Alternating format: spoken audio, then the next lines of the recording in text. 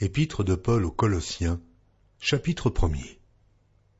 Paul, apôtre de Jésus-Christ, par la volonté de Dieu et le frère Timothée, aux saints et fidèles frères en Christ qui sont à Colosse. Que la grâce et la paix vous soient données de la part de Dieu notre Père. Nous rendons grâce à Dieu, le Père de notre Seigneur Jésus-Christ, et nous ne cessons de prier pour vous. Ayant été informés de votre foi en Jésus-Christ et de votre charité pour tous les saints, à cause de l'espérance qui vous est réservée dans les cieux, et que la parole de la vérité, la parole de l'Évangile, vous a précédemment fait connaître. Il est au milieu de vous et dans le monde entier. Il porte des fruits et il va grandissant, comme c'est aussi le cas parmi vous, depuis le jour où vous avez entendu et connu la grâce de Dieu, conformément à la vérité, d'après les instructions que vous avez reçues d'Épaphras, notre bien-aimé compagnon de service, qui est pour vous un fidèle ministre de Christ, et qui nous a appris de quelle charité l'Esprit vous anime. C'est pour cela que nous aussi, depuis le jour où nous en avons été informés, nous ne cessons de prier Dieu pour vous, et de demander que vous soyez remplis de la connaissance de sa volonté, en toute sagesse et intelligence spirituelle, pour marcher d'une manière digne du Seigneur et lui être entièrement agréable, portant des fruits de toutes sortes de bonnes œuvres et croissant par la connaissance de Dieu, fortifié à tous égards par sa puissance glorieuse, en sorte que vous soyez toujours et avec joie, persévérants et patients.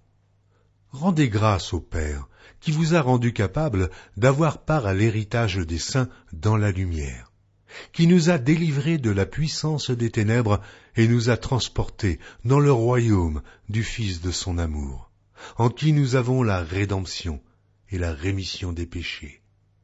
Il est l'image du Dieu invisible, le premier-né de toute la création. Car en lui ont été créées toutes les choses qui sont dans les cieux et sur la terre, les visibles et les invisibles, trône, dignité, domination, autorité. Tout a été créé par lui et pour lui.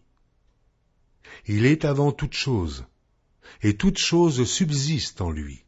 Il est la tête du corps de l'Église. Il est le commencement, le premier-né d'entre les morts, afin d'être en tout le premier. Car Dieu a voulu que toute plénitude habitât en lui. Il a voulu par lui réconcilier tout avec lui-même, tant ce qui est sur la terre que ce qui est dans les cieux, en faisant la paix par lui, par le sang de sa croix. Et vous, qui étiez autrefois étrangers, et ennemis par vos pensées et par vos mauvaises œuvres, il vous a maintenant réconciliés par sa mort dans le corps de sa chair, pour vous faire paraître devant lui saint, irrépréhensible et sans reproche. Si du moins vous demeurez fondés et inébranlables dans la foi, sans vous détourner de l'espérance de l'Évangile que vous avez entendu et qui a été prêché à toute créature sous le ciel, et dont moi, Paul, j'ai été fait ministre. Je me réjouis maintenant dans mes souffrances pour vous. Et ce qui manque aux souffrances de Christ, je l'achève en ma chair, pour son corps, qui est l'Église. C'est d'elle que j'ai été fait ministre, selon la charge que Dieu m'a donnée auprès de vous, afin que j'annonçasse pleinement la parole de Dieu, le mystère caché de tout temps et dans tous les âges, mais révélé maintenant à ses saints, à qui Dieu a voulu faire connaître quelle est la glorieuse richesse de ce mystère parmi les païens, savoir Christ en vous, l'espérance de la gloire. C'est lui que nous annonçons, exhortant tout homme et instruisant tout homme en toute sagesse, afin de présenter à Dieu tout homme devenu parfait en Christ. C'est à quoi je travaille, en combattant avec sa force qui agit puissamment en moi. Épître de Paul aux Colossiens, chapitre 2. Je veux, en effet, que vous sachiez combien est grand le combat que je soutiens pour vous, et pour ceux qui sont à Laodicée, et pour tous ceux qui n'ont pas vu mon visage en la chair, afin qu'ils aient le cœur rempli de consolation, qu'ils soient unis dans la charité et enrichis d'une pleine intelligence, pour connaître le mystère de Dieu, savoir Christ. Mystère dans lequel sont cachés tous les trésors de la sagesse et de la science. Je dis cela afin que personne ne vous trompe par des discours séduisants.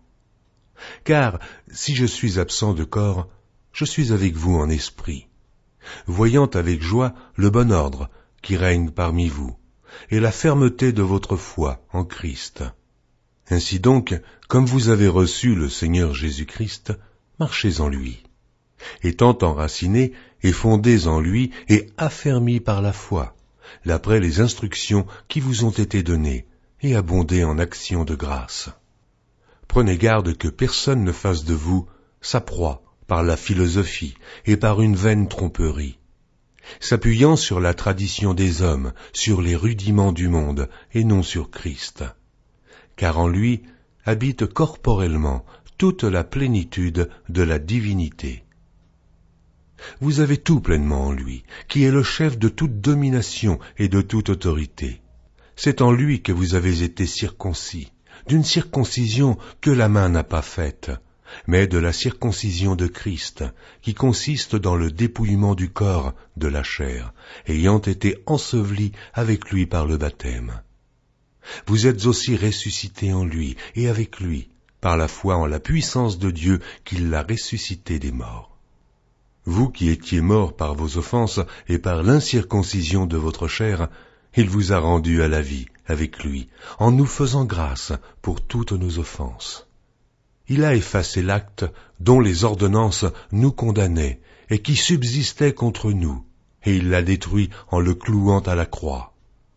Il a dépouillé les dominations et les autorités, et les a livrées publiquement en spectacle, en triomphant d'elles par la croix.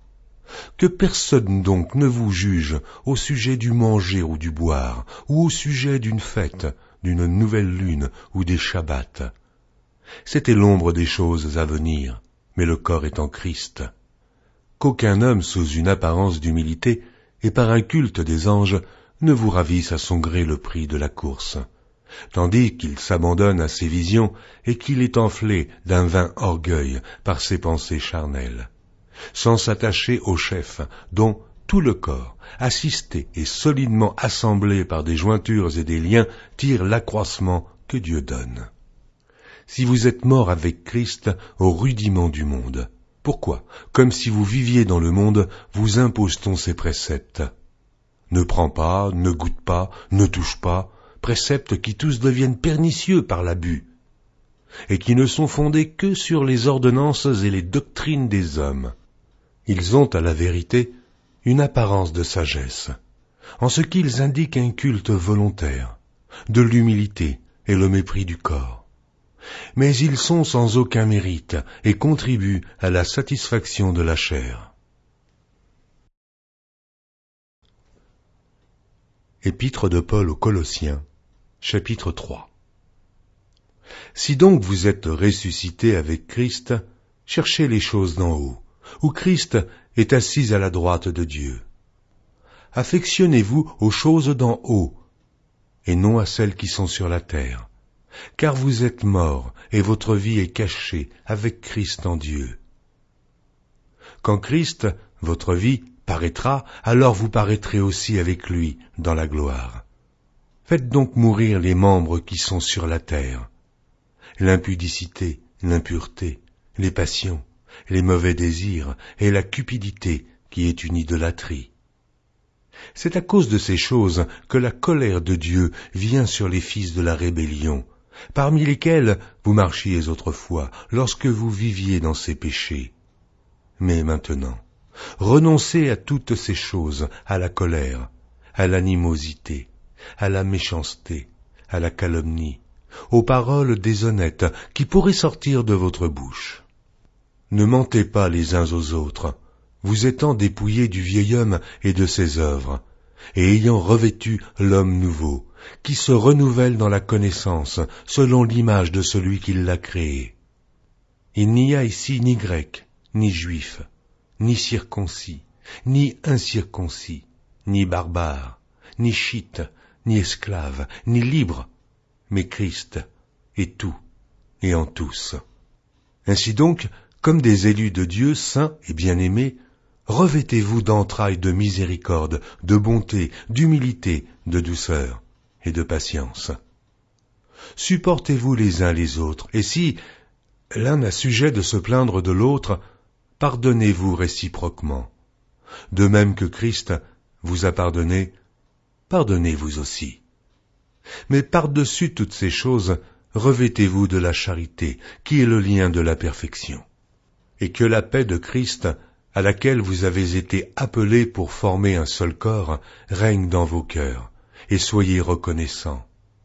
Que la parole de Christ habite parmi vous abondamment.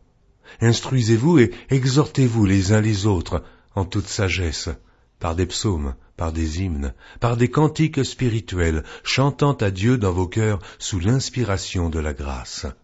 Et quoi que vous fassiez en parole ou en œuvre, faites tout au nom du Seigneur Jésus, en rendant par lui des actions de grâce à Dieu le Père. Femmes, soyez soumises à vos maris comme il convient dans le Seigneur. Maris, aimez vos femmes, et ne vous aigrissez pas contre elles. Enfants, obéissez en toutes choses à vos parents, car cela est agréable dans le Seigneur. Pères, n'irritez pas vos enfants, de peur qu'ils ne se découragent. Serviteurs, obéissez en toutes choses à vos maîtres, selon la chair, non pas seulement sous leurs yeux, comme pour plaire aux hommes, mais avec simplicité de cœur, dans la crainte du Seigneur. Tout ce que vous faites, faites-le de bon cœur, comme pour le Seigneur et non pour des hommes, sachant que vous recevrez du Seigneur l'héritage pour récompense. Servez Christ le Seigneur. Car celui qui agit injustement recevra selon son injustice. Il n'y a point d'acception de personne.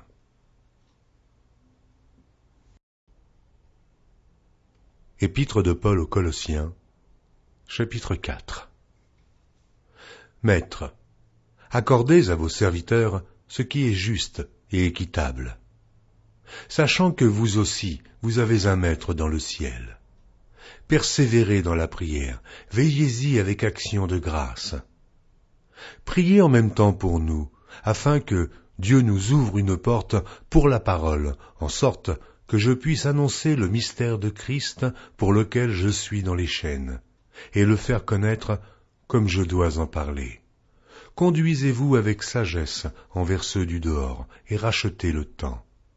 Que votre parole soit toujours accompagnée de grâce, assaisonnée de sel, afin que vous sachiez comment il faut répondre à chacun. Tychique, le bien-aimé frère et le fidèle ministre, mon compagnon de service dans le Seigneur, vous communiquera tout ce qui me concerne. Je l'envoie exprès vers vous, pour que vous connaissiez notre situation, et pour qu'il console vos cœurs. Je l'envoie avec Onésime, le fidèle et bien-aimé frère, qui est des vôtres. Ils vous informeront de tout ce qui se passe ici. Aristarque, mon compagnon de captivité, vous salue, ainsi que Marc, le cousin de Barnabas, au sujet duquel vous avez reçu des ordres. S'il va chez vous, accueillez-le. Jésus, appelé Justus, vous salue aussi. Ils sont du nombre des circoncis, et les seuls qui aient travaillé avec moi pour le royaume de Dieu, et qui aient été pour moi une consolation. Épaphras, qui est des vôtres, vous salue. Serviteur de Jésus-Christ, il ne cesse de combattre pour vous dans ses prières, afin que, parfait et pleinement persuadé, vous persistiez dans une entière soumission à la volonté de Dieu. Car je lui rends le témoignage qu'il a une grande sollicitude pour vous, pour ceux de Laodicée et pour ceux d'Hiérapolis. Luc, le médecin bien-aimé, vous salue, ainsi que Démas. Saluez les frères qui sont à Laodicée, et Nymphas, et l'Église qui est dans sa maison. Lorsque cette lettre aura été lue chez vous, faites en sorte qu'elle soit aussi lue dans l'Église des Laodiciens, et que vous lisiez à votre tour celle qui vous arrivera de Laodicée. Et dites à Archippe, prends garde au ministère que tu as reçu dans le Seigneur, afin de le bien remplir. Je vous salue, moi, Paul, de ma propre main. Souvenez-vous de mes liens, et que la grâce soit avec vous.